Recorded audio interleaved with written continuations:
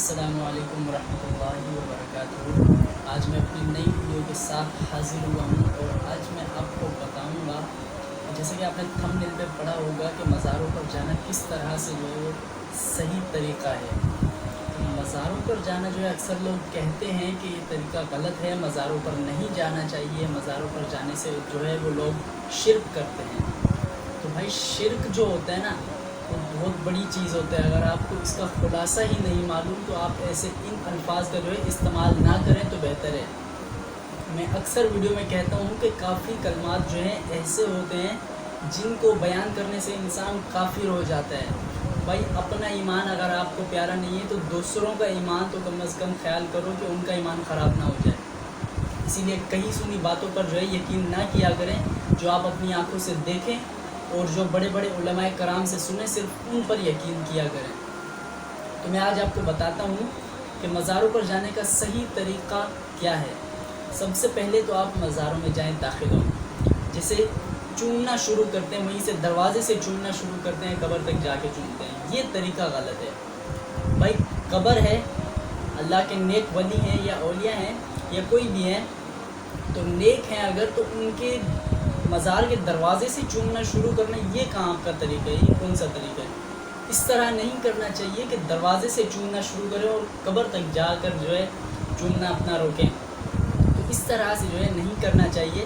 آپ سمپل سا جائیں، اندر داخل ہو جائیں، اور سب سے بڑی بات یہ ہے کہ آپ جب داخل ہوں تو اس وقت جو ہے، جیسے اکثر لوگ ایسے نیچے ہندو ٹائپ کا کرتے ہیں، جیسے ہندو لوگ مندر میں جاتے ہیں تو وہاں پر جو ہے ہاتھ نیچے رکھتے ہیں اپنے مندر کے دروازے پر اور پھر جو ہے اس کو چومتے ہیں۔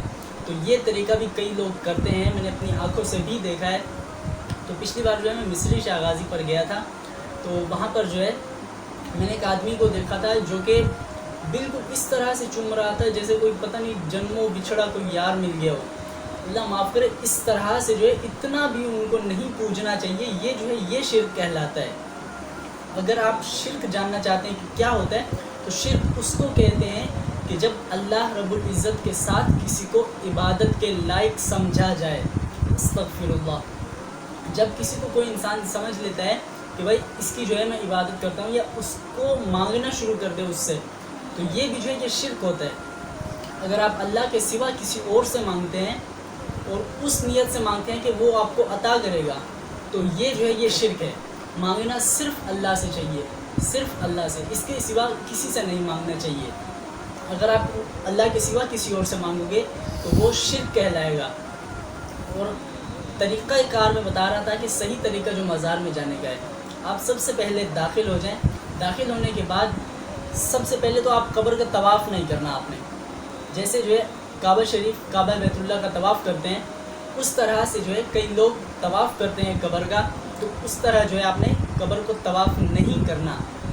آپ نے سمپل سے جا کے وہاں پر کھڑے ہو جانا ہے، اور آپ کی مرضی ہے کہ آپ فاتحہ پڑھ لیں یا کوئی چند سورتیں پڑھ لیں یا یاسین شریف پڑھ لیں، جو کچھ بھی پڑھنا چاہتے ہیں وہ جو بھی آپ کو آتا ہے وہ آپ پڑھ لیں۔ اس کے بعد جو ہے آپ دعا کریں، اور دعا میں جو ہے وہ اکثر لوگ غلطی کرتے ہیں کہ جس کی مزار پر جاتے ہیں، مثلا حضرت عبداللہ شاہ غازی ہو گئے یا قلندر شہباز ہو گئے، مصری شاہ غازی ہو گئے، تو ان کی قبر پر جو ہے جا کر ان سے نہ مانگو، یہ شرک ہوتا ہے۔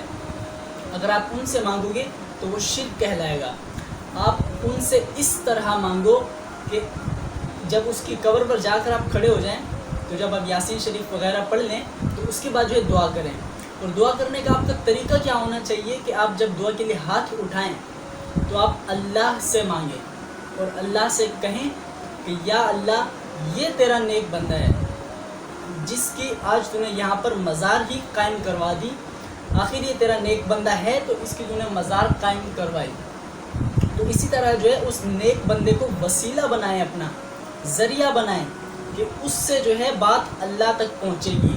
کیونکہ پہلے کے دور میں کیا ہوا کرتا تھا کہ جو صحابہ کرام یا اولیاء کرام ہوا کرتے تھے تو وہ جو بھی مانگا کرتے تھے ان کو فوراً ہی مل جاتا تھا۔ تو ان کو فوراً ملنے کی وجہ کیا تھی کہ وہ نیک صالح انسان تھے۔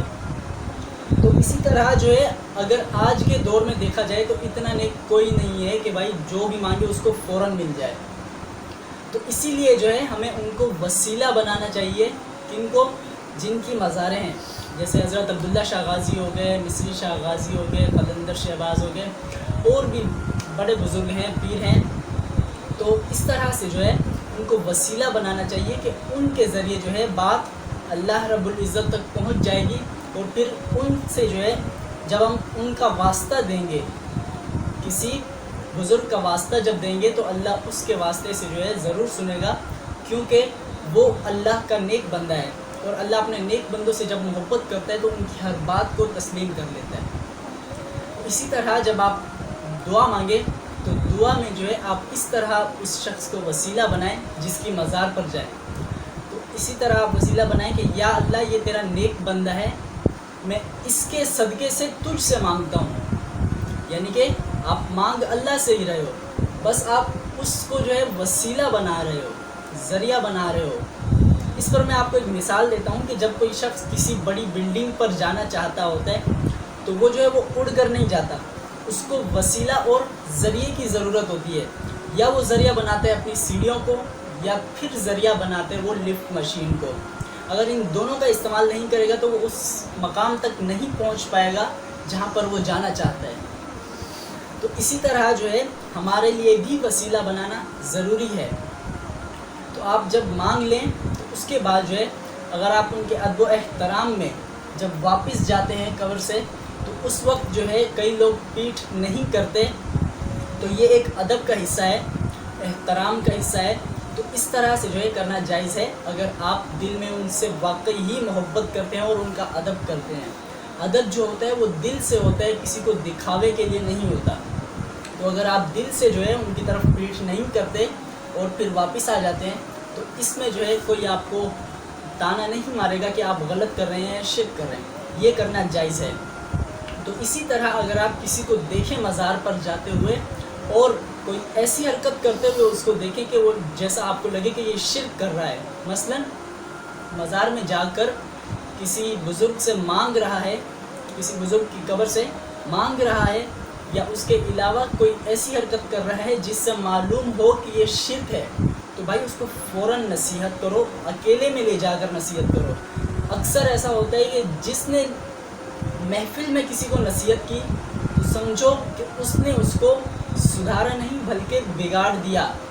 یعنی کہ جو تھا اس سے بھی زیادہ اب وہ گیا گزرا ہو جائے گا اور زیادہ بگڑ جائے گا. تو اسی لیے کہتے ہیں کہ نصیحت جو ہے وہ اکیلے میں کرنی چاہیے شخص کو. تو اکیلے میں جو نصیحت انسان کرتا ہے نا وہ نصیحت اپنا رنگ ضرور لاتی ہے اور کامیاب بھی ہوتی ہے.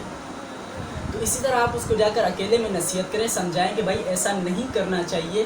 ایک اہل سنت کے شرک کرنے کی وجہ سے پورے اہل سنت والجماعت کو غلط ثابت کیا جاتا ہے کہ بھائی سنی جو ہوتے ہیں وہ مزاروں پر جا کر شرک کرتے ہیں. تو بھائی ایک کی وجہ سے آپ پورے اہل سنت کو تو ٹارگیٹ مت بناؤ نا یار. ایسا تھوڑی ہوتا ہے کہ ایک نے شرک کر دیا تو اب پورا اہل سنت ہی خراب ہو گیا، پورا اہل سنت ہی شرک کرتا ہے. تو ایسی باتوں پر دھیان نہ دیا کریں. آپ کو جو اپنی آنکھوں سے نظر آئے صرف آپ اسی پر یقین کیا کریں. اسی طرح میری آج کی ویڈیو مکمل ہوئی. امید کرتا ہوں کہ آپ کو میری باتیں سمجھ میں آئی ہوں گی، اور اللہ رب العزت سے دعا ہے کہ اگر مجھ سے کوئی غلط کلمات کفریات ادا ہوئے ہوں تو اللہ رب العزت سے دعا ہے کہ مجھے معاف فرمائے. وما توفیقی الا باللہ وآخر دعوانا ان الحمد للہ.